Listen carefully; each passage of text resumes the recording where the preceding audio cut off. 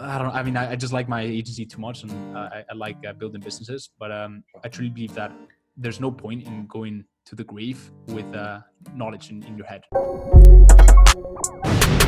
Yes, guys, what is going on? Welcome back to another episode. I've got a very special guest on today. Go ahead and introduce yourself for me, please, man. Yeah, my name is Jaime. I run a social media marketing agency, more particularly an e-commerce agency, helping take e-commerce brands and transform them into market leaders. And that is what we do at MoguC, which is my agency. And on this sideline, I create a few YouTube videos here and there, as well as TikTok videos. So that is kind of my creative output, an outlet. But yeah, I'm excited for this. Wicked, man. Wicked. So yeah, obviously for the people watching and listening at home that have never heard of a marketing agency, can you just sort of like dummy that down a little bit and explain to them what it is exactly you're doing for these clients? Yeah, so essentially, I like to say that we are the Rainmakers. And the reason why I say that is because when a business comes to us, we are literally there we're literally there responsible for their growth, right? Responsible for making them more money than they started with. And so what we do is we take advertising spend, right? And we distribute it. We buy media on Facebook, so Facebook ads, Google ads sometimes. We do a bit of email marketing as well for them. And the whole outcome and the whole goal is to generate more revenue. And for us, particularly, is to scale their business, their e-com business, to 7 and 8 figures. And so the reason why I say we're the Rainmakers is because we are the people responsible for growing their business online. Typically, they have an amazing product, right? All they're lacking is just someone that can make it that can make it work for them, right? And someone that can get this product to the hands of a lot more people. And so that's what my team and I do. The reason why it's an agency and not kind of like I don't really operate solo. So I have a team. I've got 2 media buyers on Facebook. Then I've got a person who does Google ads, and I've got a copywriter. So at this point, it's a pretty extensive operation. But you can literally get started. An agency can literally be you and a media buyer, and you can get started like that. Mm-hmm. And that's really what we do at MoguC. Wicked, man. Wicked. So before I get into some of these deeper questions, tell me a little bit about yourself, maybe a couple of years ago, what you was doing before you sort of found the agency space. Yeah, so that's a good question. And I feel like a lot of people have a very interesting answer to that. They tell you that they started a lemonade stand when they were 5. I didn't. For me, I've always been a very driven person. From a very young age, I've kind of been a very competitive person, right?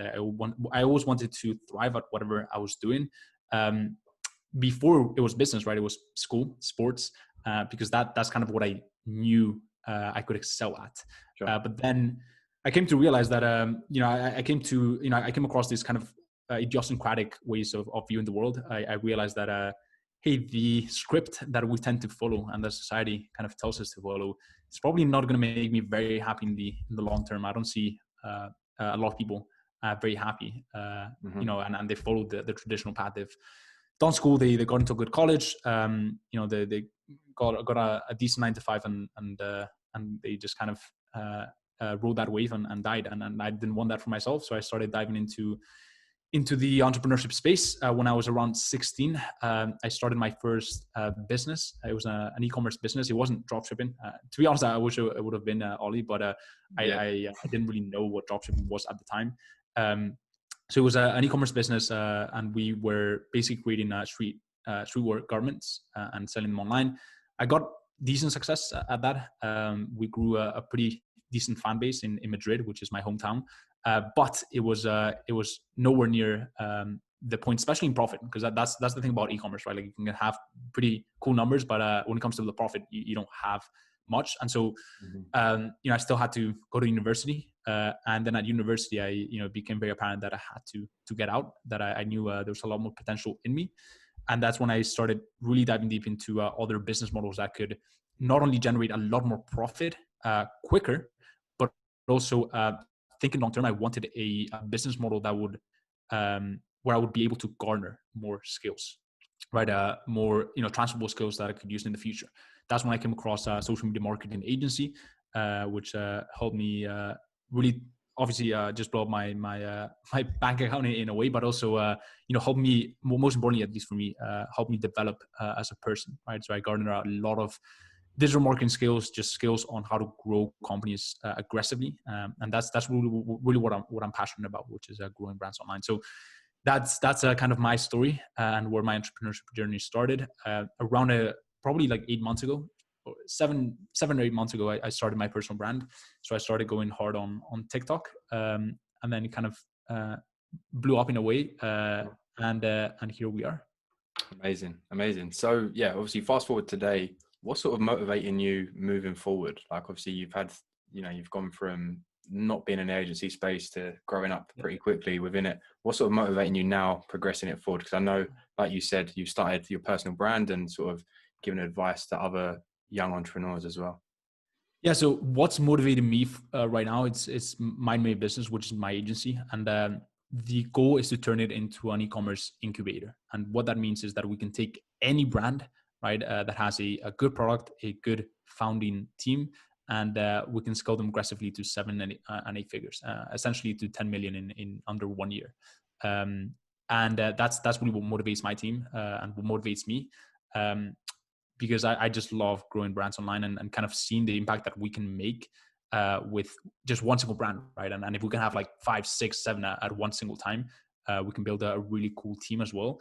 That's what motivates me, right? And there's nothing wrong with being a lifestyle entrepreneur, but I'm not the type of entrepreneur who would just retire to Bali. Like I could do this, I could do that right now. Like I could just kind of, freak off to Bali and just drink margaritas for the rest of my life. Well, obviously I run my business, but I'm more of a kind of like I just love building things. I love growing things. So that's what's motivating me right now. And then the second thing that's motivating me is creating kind of like introducing people to a whole new wave of the agency world, like what I call EMA, which is e-commerce marketing agency, and it's what essentially it's SMA 2.0. Which is building agencies that can grow business aggressively and that can have real impact. The problem that I have with the traditional SMA model is that sure you can, if you think about yourself only, right? Sure, you can build a pretty good income. You can get your agency to 10K while serving dentists and restaurants. And I'm not saying that impact is it's not a good impact, but if you can do that for e-commerce businesses where the type of skill that you can have, you're talking in millions, like we're talking millions, like and not only that, but like you can make a lot more money that way for yourself, and you can have much more impact, right? And not only that, but one of the things I love about e-commerce, Olley, is the fact that you are in complete control over the outcome, right? When you're serving, and for the people who don't, watching this, who don't really understand the agency space, if you are serving dentists and restaurants, all you're trying to do is you're trying to get people to walk through the door, right? You're trying to get leads. With e-commerce, like we're responsible for that bottom line, which is how many sales have we generated, how much money have we made, right? And that for me as an entrepreneur was very important because I didn't start a business to not be in control and to have my client tell me like, Jaime, your leads are weak, right? Or your leads are shit. I'm not paying for leads, right? Like I wanted to tell them like, hey, I spent this much for you, I made you this much. If you want it, you can take it. If not, that's completely fine.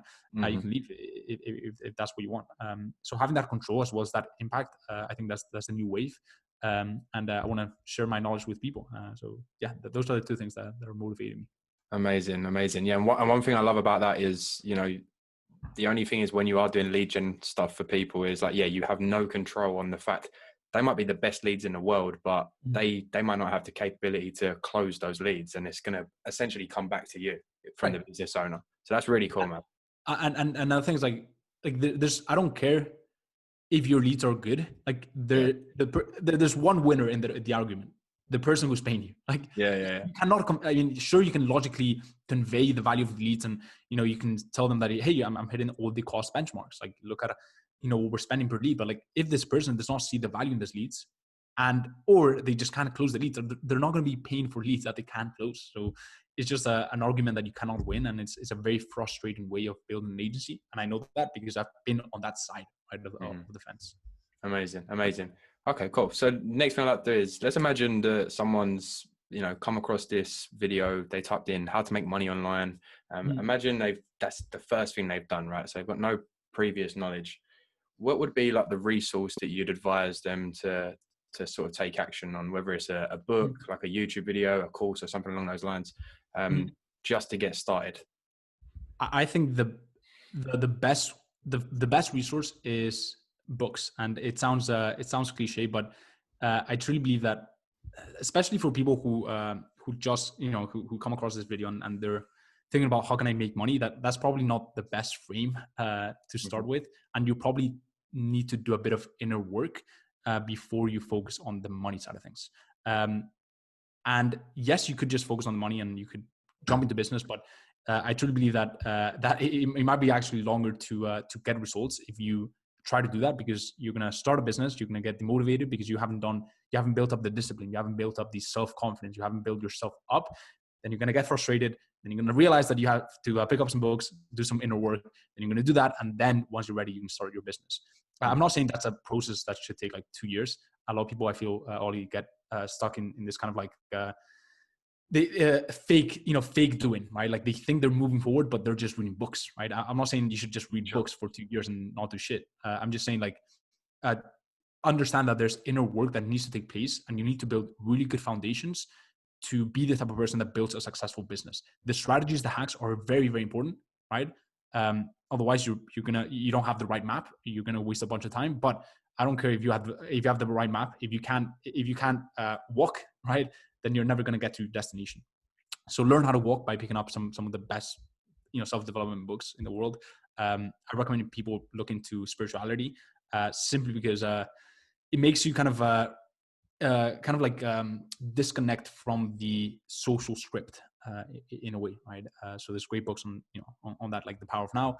There's also kind of the classics, How to Win Friends and Influence People is a good one. I personally, that book definitely had a lot of impact in me. But there's also some other really good books by MJ DeMarco that I recommend. Like for example, The Millionaire Fastlane and Unscripted is a very, very good book. And once you've kind of gotten through the top 10 self-development books, then start taking action. But at least I truly believe that those self-development books, some of them are cheesy, but they at least get you thinking different. They bring awareness to the fact that like, hey, what you've been told by society is probably not the best way to go. And if you want to build true wealth, then you should probably start thinking different. Amazing. And I think what's important you said there is like, you're not saying to just go and read 10 books. And I think in my experiences, the best books are the books that you read about 10 pages and then close the book and you take action straight away and you almost forget to go back and finish the book. Do you use ClickFunnels at all? Yes, I do. Okay, cool. So just talk to me a little bit how you use it within the business and obviously the personal brand for people that aren't really aware of what that is. So I use ClickFunnels for mainly case study funnels. So when I'm building a case study funnels, what I do is basically it's a subdomain within my main agency site. And then that's what I use it for. ClickFunnels is a great tool for building funnels, kind of like the word says. Yeah. I'm not a big fan of ClickFunnels for building kind of like a normal website to kind of like put it like that, simply because aesthetically it's just not kind of my style. But for building funnels that highly convert, 100%, right? So for example, if I have a funnel for my personal brand, right, where I drive people to my free masterclass, there's really nothing for sale there, but at the end of it obviously has a little call to action, and then I drive people through there, and then I get a bunch of meetings booked, calls booked, pretty much on autopilot, right? So I'll wake up to like 2-3 calls booked through that funnel. And then for my agency, I have a very similar funnel, which is more of a case study funnel where we kind of showcase what we can do for our clients. And then I do not run cold ads for my agency. I don't do that. What I do have is some pretty smart automated sales funnels, so automations through email, LinkedIn, et cetera, et cetera. So yeah. Today's podcast is brought to you by Lead Pages. Lead Pages is the application I use to create all of my landing pages and websites for myself and all of my clients. At the moment, you can get a free 14-day trial by clicking the first link in the description. And talk a little bit about the YouTube, like what made you, obviously, I'm guessing at this point, like you said, you started your personal brand only a couple of months ago, obviously after you've started the agency. So what made you sort of dive into the YouTube space alongside the agency? Yeah, so that's a good question. And the reason why I started is because I knew there was a need to be filled. right? There was space for someone to come in and talk about things that are kind of different to what's out there. And the reason why I'm saying that, Olley, is because a lot of people start a YouTube channel, right? And they kind of just regurgitate the same old shit, right? And so the reason why I think I've had a pretty decent growth on YouTube is because my theories were very different to what was out there in the market, right? And not only that, but I did a lot of pre-planning, right? To kind of to ask myself, like, okay, what is the blue ocean that I can tap into in the agency space, right? If I compete with on the same level as people that are already in the agency space and have already established audience, I'm not going to be able to grow, and I don't want to settle for like 100 subs or 500 subs, right? Like I want to have a real impact. So what is the blue ocean that I can tap into? What are some of the theories that I can share that no one has shared? As well as how can I provide way more value than most people out there? And that sounds kind of cliche, like, oh, provide value, but like I truly mean that. Like if you watch my YouTube content, I'm not sure if you have, but like a comment that I get a lot, it's like, shit, I've a lot of people have charged me like thousands for this information. I'm not saying that that's wrong. I'm not saying that's good or bad. I'm just saying, like, if you're trying to break into the YouTube game, you need to bring something new to the space, especially if you're trying to break into an already established space, like, I don't know, dropshipping or agency or whatever it is. Like, don't start a YouTube channel if you don't have anything new to offer. And that sounds harsh, but it's what I wish I told myself around 2 years ago when I started posting my first YouTube videos and just saw like absolutely zero traction. So yeah, that's what I would say. And then obviously, before I started my YouTube, also I asked myself, okay, where can I get a lot of attention? What's kind of like a land grab of attention? And then I turned to TikTok, right? So I said, okay, I'm going to funnel people into my YouTube. I'm not just going to try to grow on YouTube and kind of like I could do that, right? But that's going to be that's going to be very hard. So let me build up on a really good audience on TikTok where it's a land grab of attention, right? If I put out good content, I can grow. And if I'm consistent, I can grow. And then I'm going to funnel all that people into my YouTube. So that's kind of my strategy. Wicked, man, wicked. And I think that's something a lot of people don't really touch on when they call themselves a YouTuber. They don't really touch on the fact that you do need to consider other platforms as well. Yeah, like dude, for us, like it's I just hopped off. So we had our personal brand team call, and then obviously I had the Q&A that I told you about on my community. But we've literally made it a science. Like we will literally hop on a call. And then we'll like discuss like, okay, people dropped off here. How can we make the intro puncher? Okay, what are some of the thumbnails? Like, why did this thumbnail work better? I'm not saying people don't do that, but especially in the business space, I feel like, oh, I'm just going to sit in front of a camera and just talk. Like, yeah. You can do that, man. But like, it's going to take you much harder to grow. Like, for example, I don't look at people in the internet money making world. Like I take a look at like Logan Paul, David Dobrik. Like we analyze those people. Yeah. Like, or Mr. Beast, because I want to see what they're doing, and I want to bring that sort of like entertainment value to the business space, or like take a few nuggets. Like, dude, yesterday I was watching this the really good guy who edits for YouTube who edits Logan Paul's YouTube videos. Yeah, I watched it. Yeah, right. So I was like, shit, like this. And the way that he's talking about it, that's what I mean. You'd be like, and if you listen to like Mr. Beast talk about like YouTube, like he's got it down to a science. He's crazy. He's crazy with YouTube. So if you don't do that, like YouTube is a complex world, and you're going up against people who only do YouTube. So 5 years ago, 7 years ago, yes, you could have put say yourself in front of a camera, but that's probably not going to crack it now. So okay, so you were obviously established in the agency space. I know you do some coaching, and obviously you've got some programs of yourself. One thing I always get asked is, okay, I want to start reaching out to people, but what's the best method to reach out to them? So what would your advice be if someone was just getting their foot in the water and starting reaching out to people? So ask yourself a bunch of questions. Number one, what are you like? What are your strengths? Like, Olley, you might be very good at hopping on a video, right, and expressing yourself that way. Someone may be kind of more introverted and shy away from that, and be killer at writing copy, right? So maybe the email is a better platform. So that's the first thing. And then the second thing you need to do is you need to identify your irresistible offer. I feel like a lot of people in this space don't do this, right? They're just like, oh, I'm just going to sell, Facebook ads.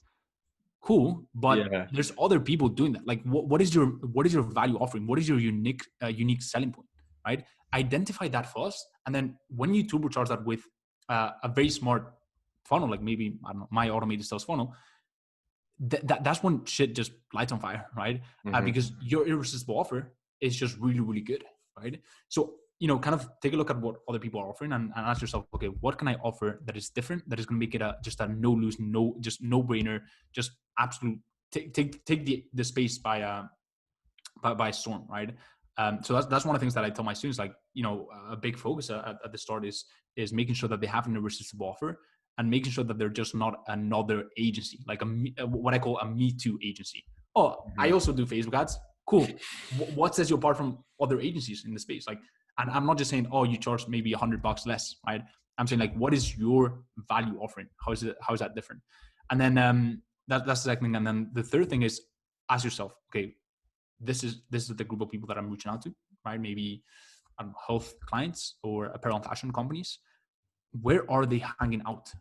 Where can I get in front of them? What are they going to resonate with, right?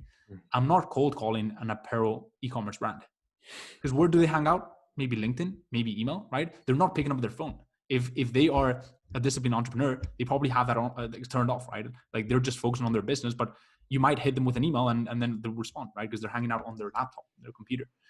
If you are reaching out to restaurants, which is probably not a very good idea in 2020, right? I don't really need more leads, but if you're reaching out to restaurants, probably a cold call works better. Although you need to understand, like, they're running around, right? So, like, that might be a bit of a nuisance for them, right? So understand, where your prospects are hanging out, hit them with an irresistible offer, and then play to your strengths. Once you've done that, then try 2 to 3 hours methods, and then optimize from then.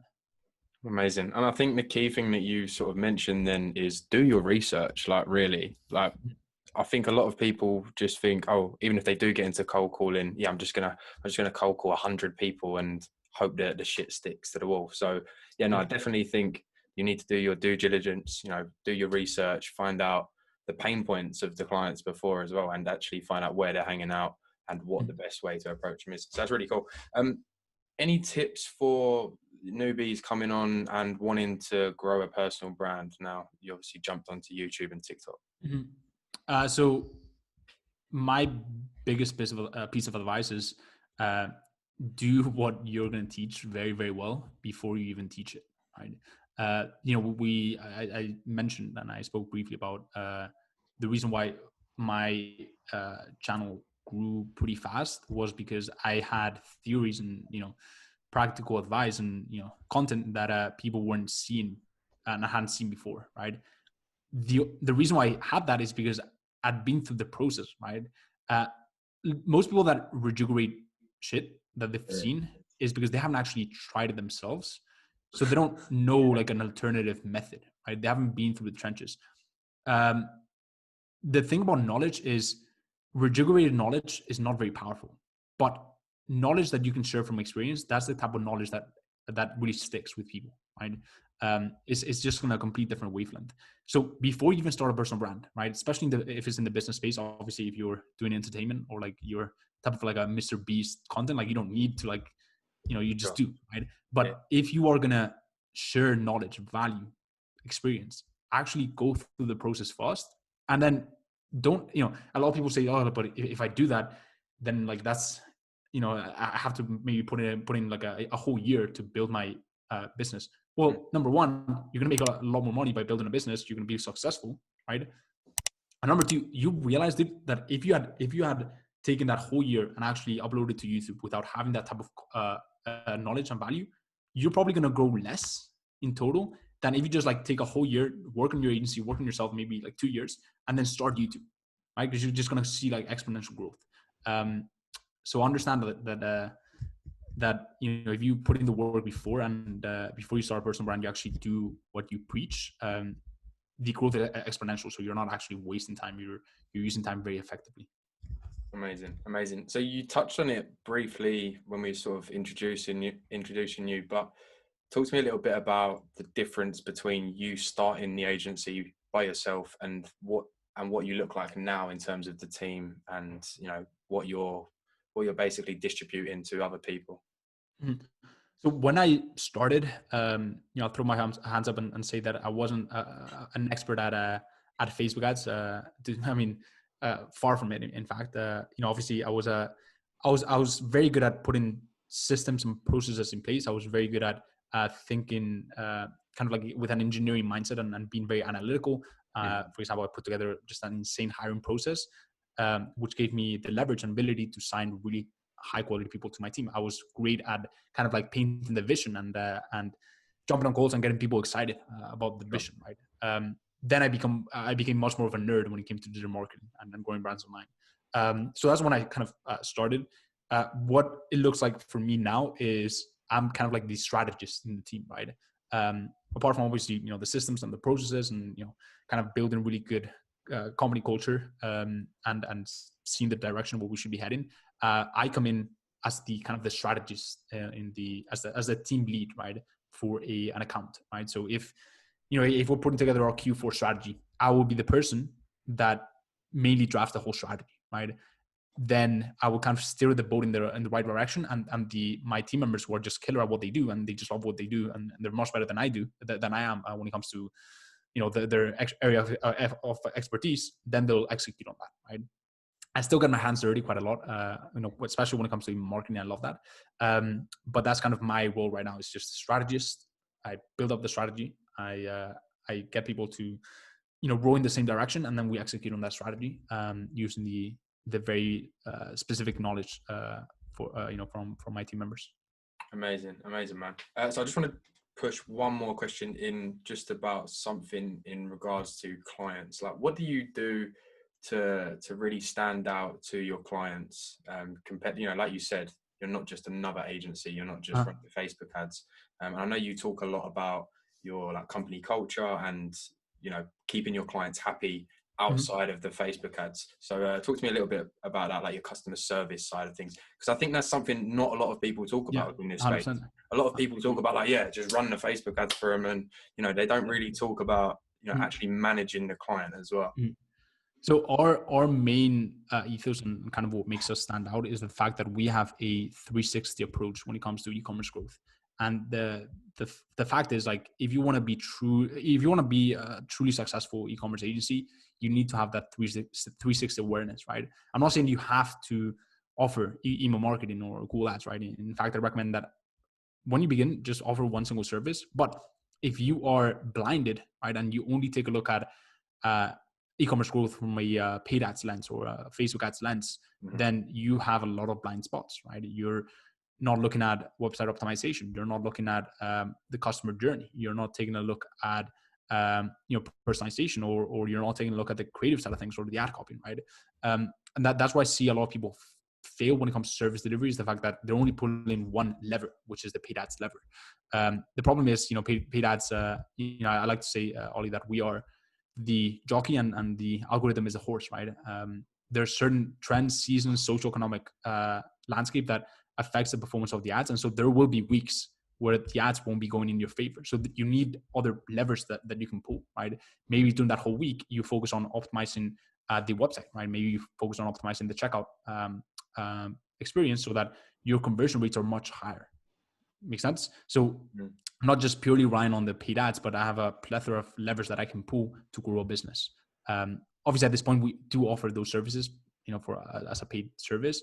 But when I started, I still, I did free consultation for our clients, making sure that, their email marketing was really up to par, making sure that we had a really good customer journey, really good, ad copy, creatives, et cetera, et cetera.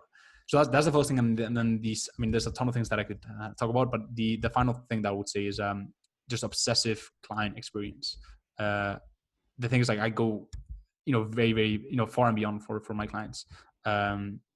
When it comes to reporting communication, like, it's just spot on, right? So it's not just the service, but it's how they feel, right? Do they feel warm? Do they feel welcome, right? It's in the B2B space, like, it's all about those interpersonal relationships. And if you just purely focus on the paid ads, what tends to happen is like, if you're getting them good results, cool, but it's what I call the I didn't like you anyways syndrome, right? When you don't get them good results and when you go through a dry period, they're just going to say, I didn't like you anyways, and they're going to get rid of you, right? We have a lot of leverage with our clients because not only can we pull different levers, but they really believe in us, right? They know that they're well taken care of. They know that we go far and beyond for them. And so if we ever do hit kind of like those dry seasons and those dry spells, which any marketer has, right? Or a campaign flops, we have that kind of like, trust, patience, trust. And because they trust us, right? Like we really like each other. So there's that belief, that confidence in each other. Amazing. That's wicked, man. So, the podcast is Design a Future, which you're definitely doing for yourself and your clients. But, where do you see yourself in the next year, let's say? Yes, I mean, I'm glad you didn't say like 5 years or 5 years. Keep it no one knows. I mean, exactly. But the next year, what it looks like for me is building that e-commerce incubator that I just told you about. We're actually rebranding my agency to fit into that more of that 360 approach. So that's the first thing, just having a lot of really cool e-commerce brands and under our umbrella, and then just partnering with them, potentially even having like a stakeholder kind of like an input, right?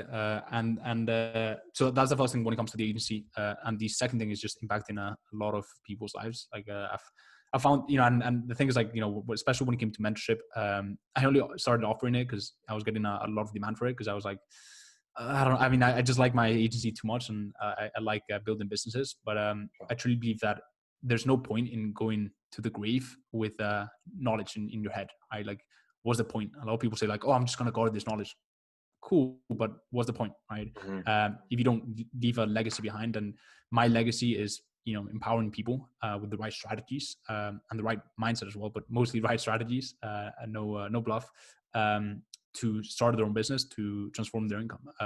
And so that's kind of what it looks like for me, both my business as well as impacting people through my content and my coaching services. Amazing, man. Well, thanks again for coming on. People watching and listening at home, I'm going to leave his YouTube and TikTok and stuff in the description, so go and check him out. And yeah, thanks so much for coming on, man. Take care, everyone watching and listening. I'll see you in the next one. For sure, man. Take care. Bye-bye.